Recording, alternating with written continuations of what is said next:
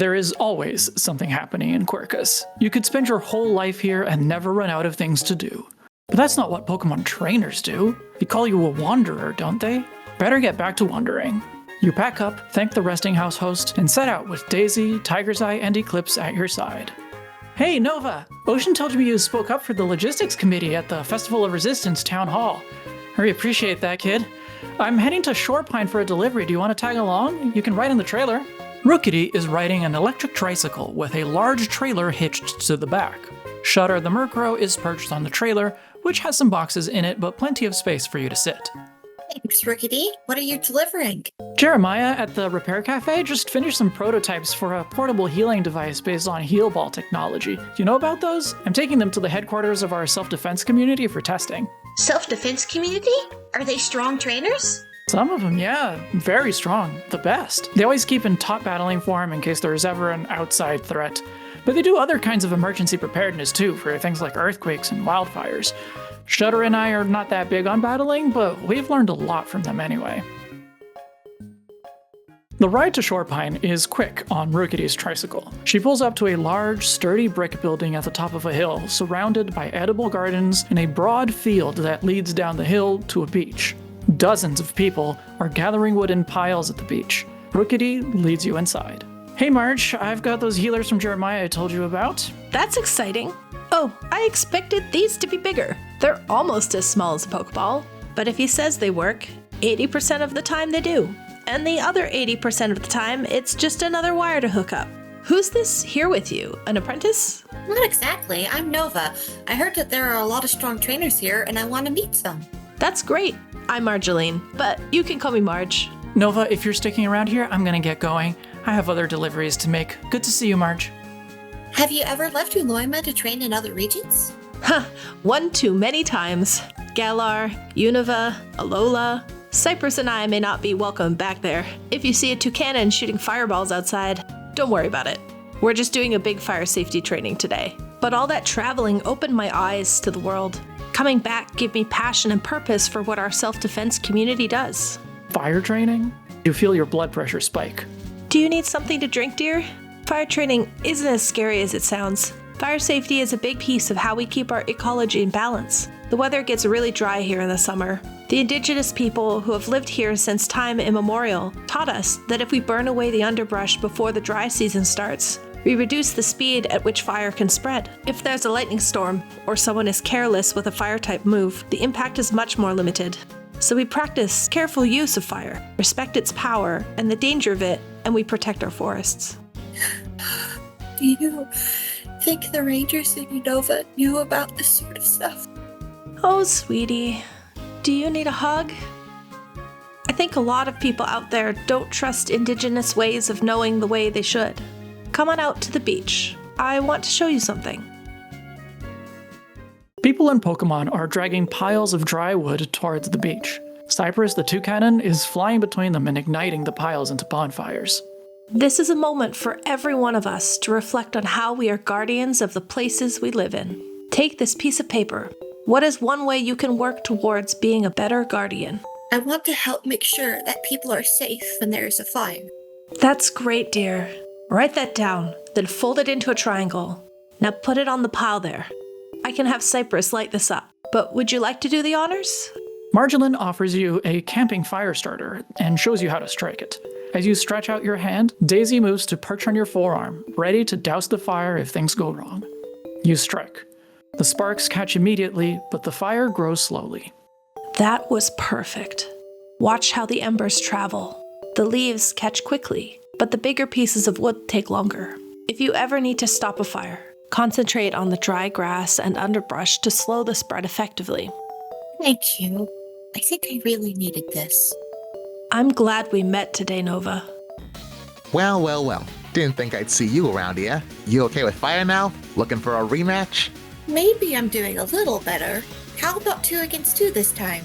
Yeah, alright, but this time I ain't holding back as much as I did last time. Alright, let's go, Moonstone. A Rockruff steps forward. It looks eager. You send Eclipse in. It's a fun battle, with Eclipse's quick movements making it hard for Moonstone to keep up. Alright, so you got a little better. That's enough. Come on, Moonstone. Blaze Lee, you're up. This time, it's a Combuskin who steps up. It looks serious. You try the same tactic with Eclipse, but Blazely is faster than Moonstone, and stronger. Eclipse is struggling. Come back, Eclipse. Daisy, I believe in you. Daisy has more than one advantage. Not only can Daisy's water attacks deter Blazely's fire, but Daisy can fly while Blazely cannot. Blazely is not having a good time. AC, I think you need to call it. Blazely isn't doing well, and I don't want to hurt him. Fine. You win, congrats. I guess, but I ain't going so easy on you next time. Daisy starts to glow. It's evolving. Congratulations, Daisy evolved into King Filter. King Filter, the filtering Pokemon, a water type and an evolved form of Pipier. Now that it has grown more adventurous, it can dive to consume impurities that have gathered near the riverbed or seed oil. I guess if Daisy was just voiced into Evolve, I guess it makes sense that you won. You spend the next few days training with the strong trainers you've met and exploring the area, especially the coast, where you see some new Pokemon you hadn't seen in Uloima before. Shelder, Staryu, Stardalanoon, Pelipper, Wattrel, Binnacle, Wimpod, Swablu, Spheal, and Celio. One morning, while you're helping Marjolaine, a Staraptor swoops down and lands right next to you. It has a scar over one eye and a message in its beak. Hi, Ace. What's that you've got? Let's see. Hands are full with the harvest. Aggressive Pokemon are taking too much food. Little Pokemon has gone missing. Can anyone help? Huh, sounds serious. But Nova, you've made a lot of progress in the last few days. Do you want to take this on? I think so, but how can I get there? Sounds like they need help quickly. I think our friend here is offering you a lift. He's a good flyer. Just hold on tight and you'll be safe. But before you go, let me give you this. It's a token to show how much you've grown. Anytime you want to do more training or learn more about emergency preparedness, find me. I might not be here. I take my apprentices to travel and train all around the Federation, but I would be happy to take you on as an apprentice sometime. Marjolaine helps you mount and shows you how to best ride a Staraptor. Luckily, all of your partners are able to fly, so when Ace takes off, Daisy, Tiger's Eye, and Eclipse follow. The trip is fast, but you get a good look at the landscape around you. The most urbanized parts of the island lie behind you and to your right. Ahead, there is a wild expanse of forests and mountains. You fly over a lagoon, a kind of environment you hadn't seen before. Just beyond it, Ace dips for a landing. Salix Creek Farm has only a few orderly rows of crops the way you know farms to look. The rest seems almost wild, with all kinds of plants growing together. Whoa, hey there Ace, you scared me. I wasn't expecting you back this soon. And who's this? Nova? Pleasure to meet you. My name's Wispy, and welcome to Salix Creek Farms. Are you the one Marge sent to give me a hand? Fantastic. Follow me, I'll show you what I need. You see, I've been looking after a bundle of Cherubi that were born earlier this past spring, and unfortunately it seems one of them's gone missing. I'm mainly worried because this year we've had a scurry of Greedent taking a pretty sizable amount of the fruit we grow here. Now, I know they're pretty insatiable as it is, but the few we've seen have been downright aggressive. If you could find the missing little one and bring him back safe and sound, I'd be extremely grateful. Wispy takes you to a wooden enclosure hanging in a tree. 3 Cherubi are inside. There are Pokemon tracks all around. Using Pokenaturalist, you confirm they look like Greedent tracks, so you start to follow them. Tiger's Eye, Eclipse, I want you to fly up and see if you can spot Greedent or Cherubi. Come back if you see anything, okay? Daisy, you stay with me. As you follow the tracks deeper into the woods, it becomes hard to tell if you're still in the farm. You see half-eaten berries everywhere. Eclipse returns and, with a dance, signals for you to follow. They take you to a pile of berries, and sitting right in the middle of it is a Cherubi. There you are. How'd you end up all the way out here? Let's get you back to the farm. Oh no. You are surrounded. There are 5 Greedent. They are bigger than you realized, and they look angry. Tiger's Eye hasn't found you yet. I'm not trying to steal your food. I'm just taking this little guy back to the farm. Not convinced? I guess we'll have to battle our way out of this one. Eclipse, use Fairy Wind. Daisy, Bubble Beam. You manage to hold off the Greedent, but they aren't giving up. Even when Tiger's Eye joins the fray, it's not enough to turn the tide. You're cornered. From behind the Greedent, an Ursaring has appeared. The Greedent yelp, you scream, and everyone runs. You're free. You run back towards the farm. You look back, and you see the Ursaring isn't chasing you. It's eating the pile of berries. Hey, you're back. And you found the Cherubi. Fantastic. How'd everything go? I think I know why the Greedent have been so aggressive. There was an Ursaring eating their berries. If the Greedent have been losing their berries, they would need to take more, right? Oh, an Ursaring, huh? Yeah, that makes a bit more sense. The question is now, what do we do about it? Have you tried making a place where you leave food for the greedent? Kind of like a PETA feeder, but a bit away from the farm? Huh, a gradient feeder. It's not a bad idea, Nova. We'll give it a try. Thank you so much for all your help. Here, take this token. You've more than earned it. And have some revival herbs as well. You can never be too careful out there. If you ever want to help out some more, just come on by. You're welcome back anytime. You decide to visit the lagoon you saw when flying in. When you hear the sound of rushing water, you know to follow it. You find Ocean watching a waterfall, Hope perched on his head, and Hardwood standing next to him. Oh, hey Nova, and Daisy, nice to see that you've evolved. What brings you here? I was helping Wispy at the farm. Some greedent had taken a cherubi. Oh, so you rescued it? Good for you. I hope Wispy didn't reward you with one of his special herbs. You're too young for those. He gave me revival herbs, is that what you mean? Oh, no, those are fine. Wispy's growing something he calls mariwa root. It's not for kids, but he gets carried away sometimes. Hardwood nudges Ocean in the back. Yeah, I know, but I'll get up. I've spent enough time here already. Want to walk out to the beach with me, Nova? When I was young, I befriended a boozle around here. I called him my boy. Thought we'd go on our journey together, but one day I found him really sick. Mom and Dad took him to the ranger station, but he didn't make it.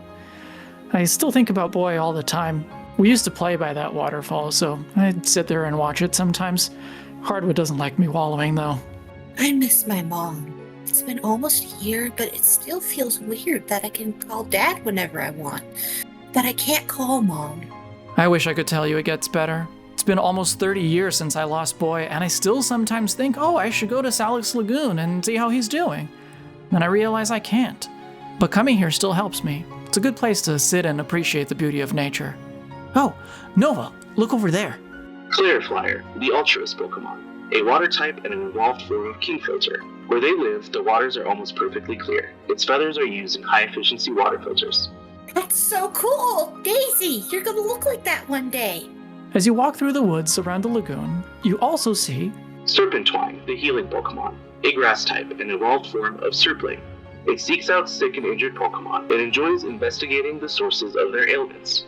The beach is at low tide and a sandy expanse stretches before you. There are some pools of seawater where you can see Wishiwashi and Pukumuku. Out in the open water, you spot Poplio, Primarina, and Spotted Seal, the navigation Pokemon, a water and psychic type. It can sense the location of its prey and quickly hone in. Their thick fat helps them survive leaner times. As you walk along the beach, you notice some Pokemon splashing in the water. Fierce Palafin, Zero Form, the porpoise Pokemon, a water and dark type and an evolved form of Finizen. It is only slightly stronger than a Finizen, but it has an aggressive side. It is best not to anger or threaten it. Wait, I think Pokenaturalist picked the wrong Pokemon. It doesn't look the same, does it? Yeah, that can happen. If you don't get a great photo of the Pokemon, the image matching can get mixed up. Those are Finizen, but they evolve into Palafin, so they look very similar. Oh, you see that? Way out there? See if you can get Pokenaturalist to register. Fierce Palafin, Anti-Hero Form, the Anti-Hero Pokemon, a water and dark type and an evolved form of Finizen.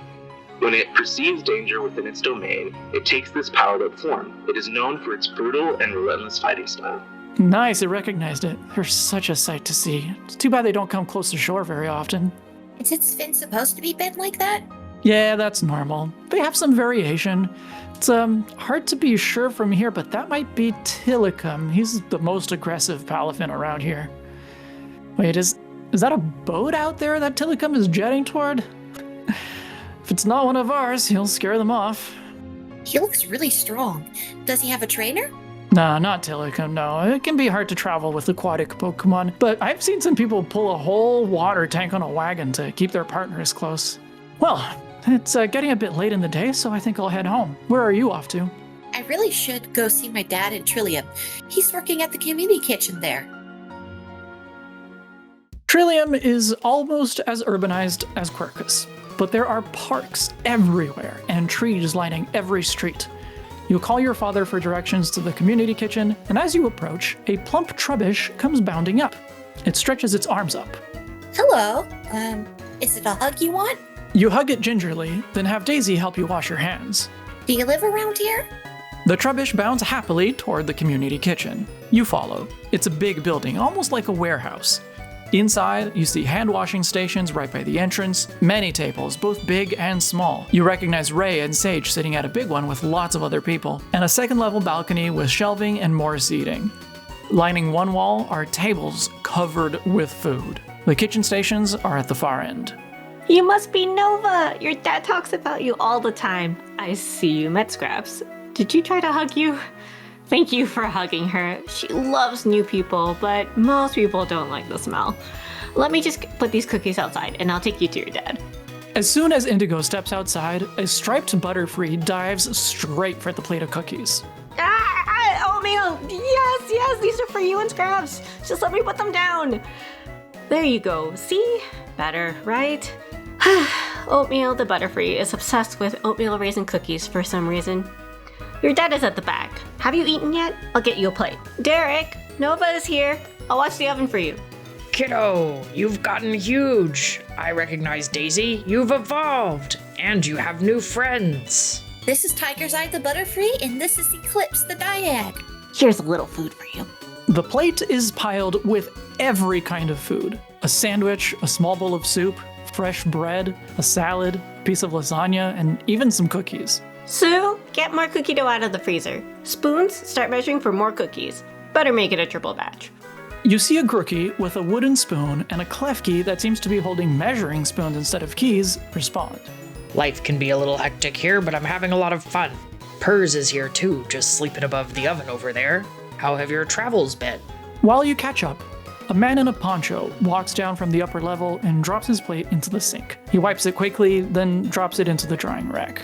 Hey, Indigo, do you have any spare berries I can use for paint? I'm making some new puppets for the parade. Oh, we've already turned a bunch into preserves, but let me check what we have. What Pokemon is that in your hood? It's so fluffy. Look at those huge eyes. Lilurk, no other information available. That's Shade. Shade's adorable, but he's a little shy. Mateo, this is my kid Nova. I have some Panap berries I set aside for Panap bread, but you can have them. Thanks, newbie. So, you're Nova? Welcome to Uloima, I guess. It's a weird place. Do you have any berries? I use them to make biodegradable paint. No? None? Well, if you ever come to Red Cedar, come find me at the theater. I'll take any spare berries that you have. Here's all I found, just a handful of blueberries. Before you go, are we still on for Friday? Univa's next top model? Can't wait. It's a wild world out there. Hey, who left this dirty plate here? Just because I clean for a living doesn't mean I need to clean up your dishes. Hey, Slick, this is Nova. Hey, Nova. I thought you looked familiar. Good to see a new face around here. This octillery here is my cleaning buddy Sudsy, and that Leiron chewing on the table-legged spade. I should go attend to that immediately. Good to meet ya. You spend a few days in town, but the Wanderlust strikes early this time. You decide to set out to explore the areas surrounding Trillium. First destination, Fairybell, 2 days walk away. On the first day of your walk, you see many of the same Pokemon you've seen before, but you manage to spot a field Sandshrew as it scurries into its burrow. In the afternoon, you see a hill covered in bushes of beautiful yellow flowers. You lean in for a smell, but you hear a grumble. Oh, it's a Pokemon. Cytosis, the dominating Pokemon, a dark and poison type. Brought to Uloima for decorative gardens, they spread to native ecosystems and are deemed an invasive species. Attempts at population control have been unsuccessful. Invasive, huh? Maybe we can get you to move. Let's go, Eclipse. But no matter what you do, the Cytosis doesn't budge. The other Cytosis on the hill haven't moved either, but they are watching. Hey there, kiddo. Looks like you're struggling a bit with those Cytosis. Spade and I have a bit of an advantage, so we're happy to lend you a hand.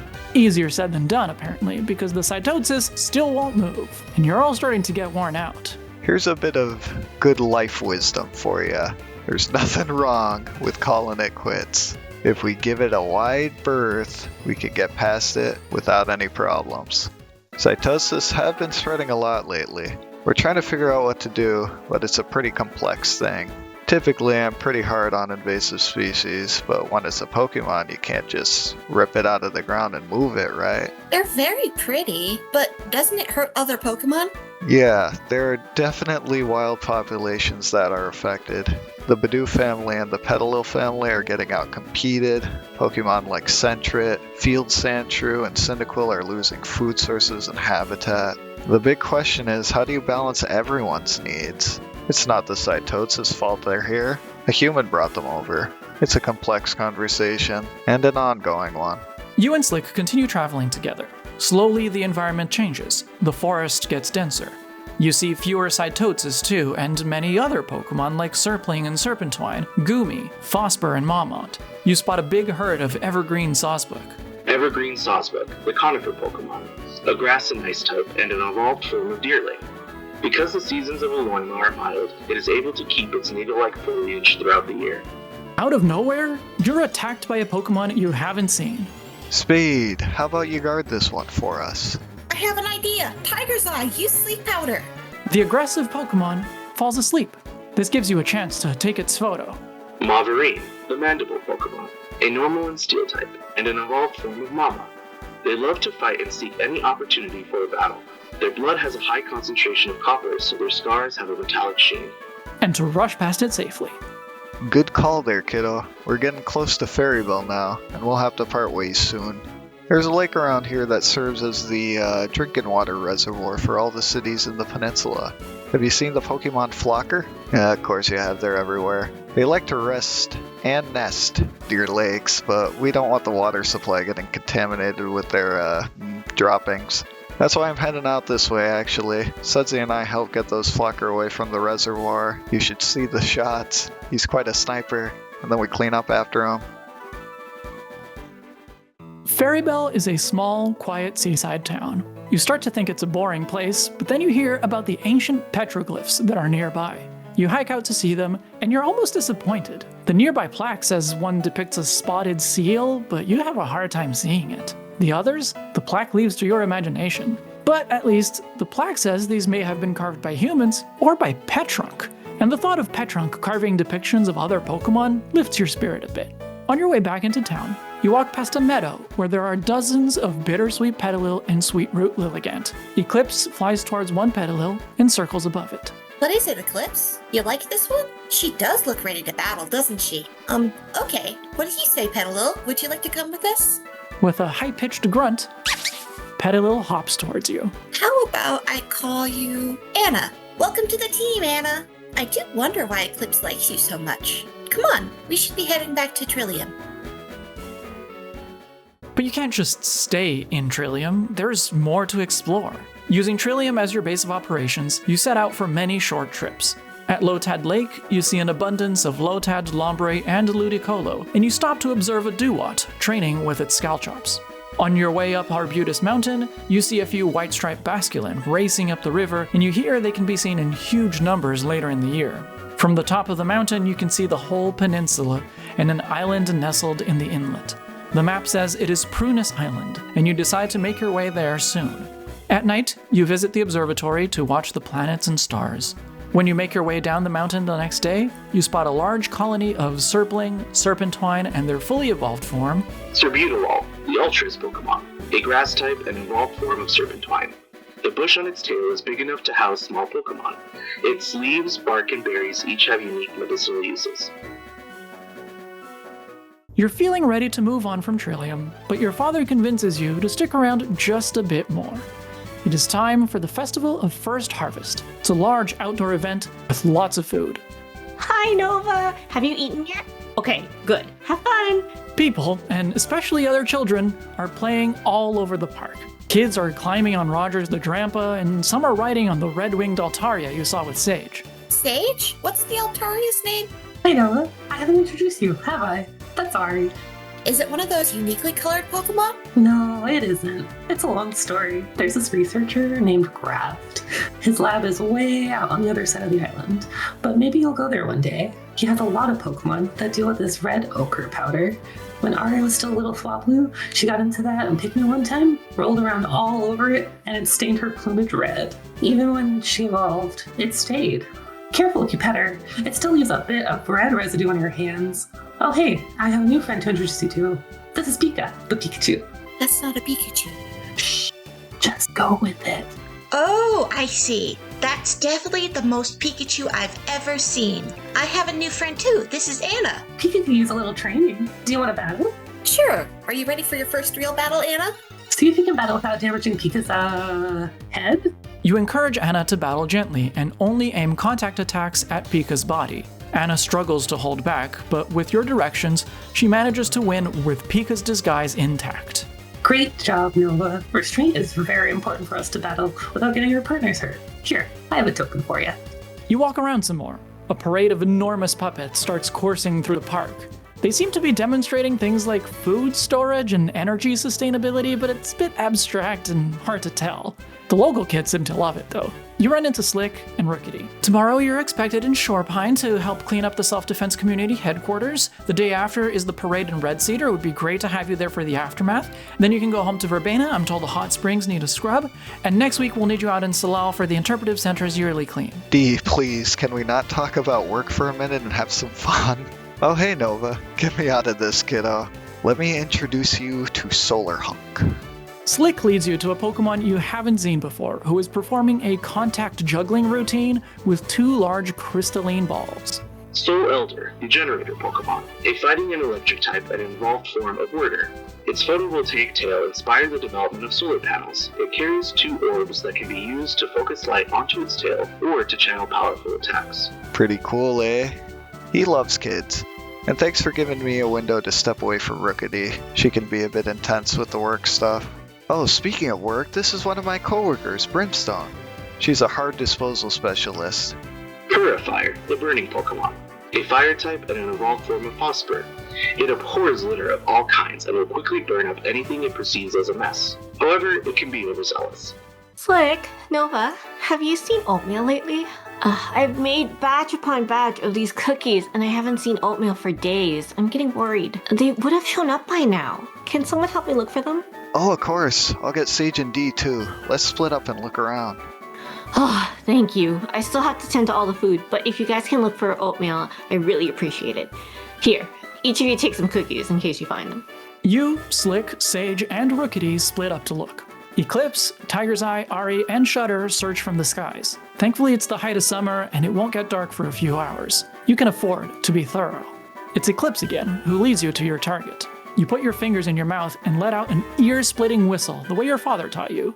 Within a few minutes, the others start to join you. There's oatmeal in that tree. It's tangled in something.